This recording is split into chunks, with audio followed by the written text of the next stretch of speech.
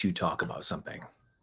Almost no one in Bitcoin seems to be willing to say it out loud, though. If you are waiting for charts, narratives, politicians, or confirmation, you're already on the wrong side of history. Price is noise. Narratives are weapons. And if Bitcoin reflected global understanding at this point, then it might be zero. But it could also be tens of millions of coin if the news we are hearing was true. How come it's not? How come game theory hasn't played out yet? The only reason that it's not where many Bitcoiners think it should be is because most people are still telling themselves an old story, the one the system handed them. Bitcoin is won internally before it's ever won externally. George Washington didn't wait for the king to give himself permission. Didn't wait. He didn't ask for better polling data. He didn't look for a green candle. He wasn't looking for a God candle before he fought for freedom. He changed the story himself. And then he went out and took it. Bitcoin is the same battle. It's not about charts. It's not about lending products. It's not about treasuries. This game is very simple. It's not price action. We got guys taking plea deals right now. We got people in the privacy world getting thrown in the slammer while we're over here waiting for number go up. This is about your identity, your agency, your ability to learn, unlearn, and relearn in a world built to distract you, distract me. Because if we don't understand what we own, if we're swayed by every hype headline, every psyop, every FUD cycle, we'll get run over. Look, 10 years ago, every little piece of information we hear today, there's 10, 100,000 stories a day, where 10 years ago, you would have been throwing a party if you got one of those pieces of information. So again, how come the price isn't $10 million? How come it's not $100 million at this point? Why not? You have to ask yourself that. Here's the only thing that actually matters. It's a story you're living inside your own mind, and whether you're the one writing it or not. How many numbers or charts can you look at? How many? How many are you going to look at before you start realizing the game being played on you? This is the only chart that matters. Where is society going? Where are we headed? What is actually happening? This is what's happening. This is what's happening.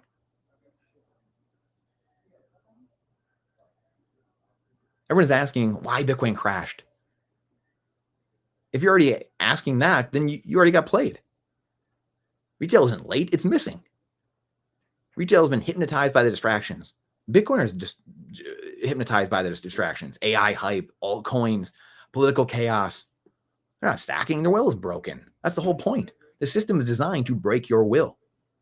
They've taken the bait and become spectators instead of participants. This is most Bitcoiners, I think, at this point. Bitcoin didn't crash. Your expectations did. If external stories control your conviction, you've already lost. You're giving the enemy exactly what they want: emotional volatility. The moment one narrative fails, mining FUD, ETF FUD, developer FUD, energy FUD, they switch to a new one. AI, centralization fears. That's how PSYOPs work. It never give you time to think. Narrative warfare. It's not economics. Understand the game that's being played. AI all of a sudden comes in out of nowhere and it's using all the energy in the world, but it's totally fine now. The centralized entities of the world, it's totally cool. It's totally kosher. But for 15 years, AI or Bitcoin was using all the energy in the world. It was boiling the oceans. You notice how that's just completely gone now. It's because the people in power found something where it behooves them to use energy. So you have to ask yourself again, where was all that FUD coming from? The 15 years of endless beating over the head, the endless currency printing to create propaganda, to beat you over the head, to keep people out. Where's game theory? We thought nation states adopting Bitcoin, sovereigns getting in, treasury companies, this would all accelerate the transition. Where's the adoption? Instead, We got more suppression than ever. The people in power will not give up power voluntarily. The king did not give power to George Washington voluntarily. New rule: don't outsource your freedom to politicians, even pro-Bitcoin ones. Smart money understands Bitcoin. People understand Bitcoin. I think that's the thing that Bitcoiners forget as well. There's a lot of people out there that play like they don't understand what's going on, but they know. Hedge funds buy Bitcoin quietly while selling retail altcoins, AI stocks, innovative plays. Same old trick. They accumulate while suppressing the real asset and promoting the distraction. Story as old as time. Most people don't want freedom. They want the thrill of gambling, though. Most people don't want responsibility. They want stimulation. Most people want to lose. They want the dopamine hits, not sovereignty. Bitcoin requires responsibility, so most people run from it. This is why people get scared. They don't understand what they're holding.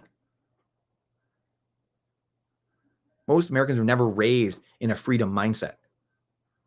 So, therefore, if most Americans weren't, then most of the world was not. They mistake chaos for independence. They believe whatever system they're born into is normal. How does a frog know he's wet if he's never been out of the water? A cleansing is coming, and only the mentally adaptable are going to survive. The people who can actually think for themselves. The next era belongs to those who can learn, unlearn, and relearn. Those who cling to old narratives get wiped out. The centralization, energy flood, all of it. It's in your mind. Letting your emotions. When emotions go up, intelligence goes down. If you let legacy media dictate your perception, you will inherit a legacy life. You accept political currency, you will accept political problems.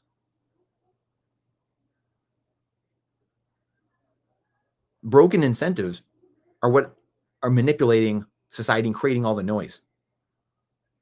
Price is the story that is being told today by the propaganda purveyors. It's a story inside people's head that keep adoption down. Again, George Washington didn't wait for permission. Freedom requires internal agency, a new identity, a new story. Bitcoin is freedom money, but you don't get freedom by waiting for politicians, charts, or narratives to bless you. While other people go to prison, that's great. That's wonderful. Yeah, you go to prison. So what? Oh, well, whatever. While people sit there, we all sit there waiting for our little gains, for the number to go up. Maybe this next piece of news, how well has that worked out? Bitcoin strategic reserves, number go up. Where are we? Where do we find ourselves? If you're waiting for confirmation, leadership, permission, another adoption story, why BlackRock did this or why BlackRock sold in, got out, inflows, outflows. How many times are you going to hear that? How many times? It's because good people stand idly by doing nothing, sitting there thinking Bitcoin's inevitable. Newsflash, Bitcoin's not inevitable. If you don't tend your garden, weeds come up all around it. It's an unpopular opinion most people don't want to hear. Bitcoin is won internally before it's won externally. Bitcoin is a psychological asset. It's a protocol outside the system. Your story, your belief, your behavior, your outcome. If you don't understand what you own, you will get run over. You will panic sell. You will get distracted. You will chase the next shiny thing. The future belongs to the people who rebuild their minds, learn, unlearn, relearn, detach from price, detach from distraction, detach from the psyops. Retail will arrive late, but that's not where the freedom is found. By the time the retail crowd wakes up, the game will be over. The free will inherit the earth. The enslaved inherit inflation. So stop watching. Stop thinking. Stop guessing. Start learning. And above all, stop waiting for permission. Stop waiting for external narratives. George Washington didn't wait for the king to give him freedom. He changed the story. He told himself, gave himself permission, and went and built a new country. He went and took it. That's the mindset. The world is in a narrative collapse. You either become the author of your story or the system writes one for you.